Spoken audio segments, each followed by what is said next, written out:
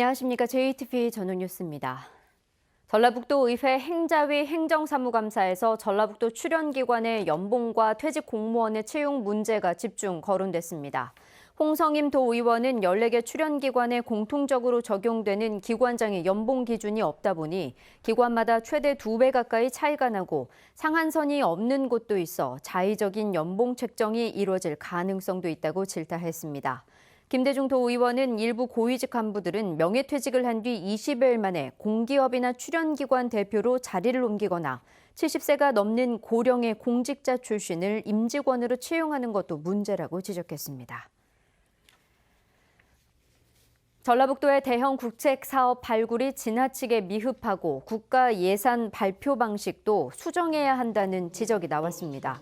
전라북도 의회 박용근 의원은 도기획조정실에 대한 행정사무감사에서 내년도 국가 예산 사업 가운데 1,000억 원 이상 사업이 하나도 없다며 대형 사업 발굴에 도정의 역량을 집행해야 한다고 강조했습니다.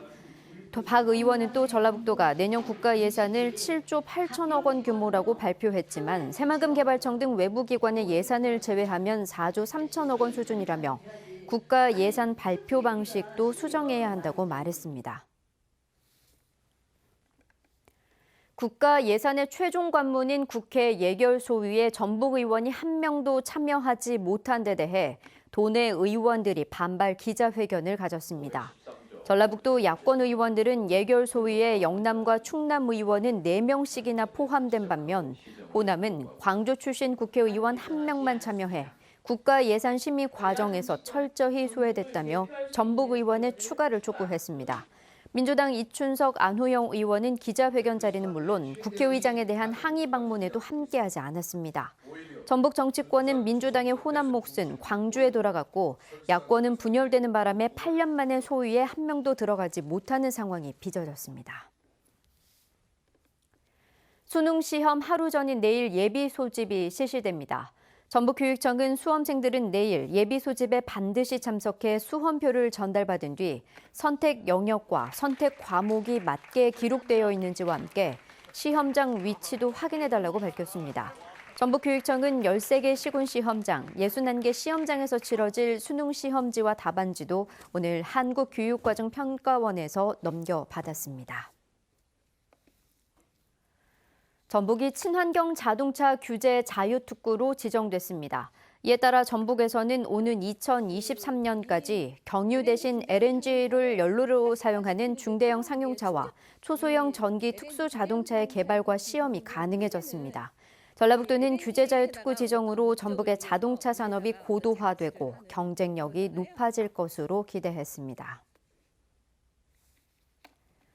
대기관리권역특별법에 따라 내년 4월에 전주와 군산, 익산이 대기 오염원 관리를 위한 대기관리권역으로 지정됩니다. 대기관리권역으로 지정되면 이들 지역에서 오염물질을 많이 배출하는 56개 사업장이 총량 관리 대상에 포함돼 연도별과 오염물질별로 배출 허용 총량을 할당받게 됩니다. 또 경유 자동차의 배출 허용 기준이 강화되고 친환경 가정용 보일러의 보급이 의무화됩니다.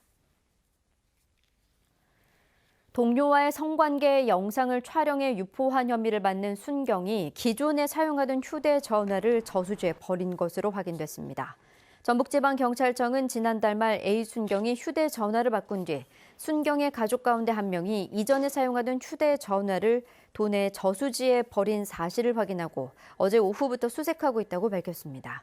앞서 경찰은 증거인멸 우려에 따라 성폭력 범죄 처벌 등에 관한 특별법 위반 혐의로 A 순경에 대해 구속영장을 신청했습니다.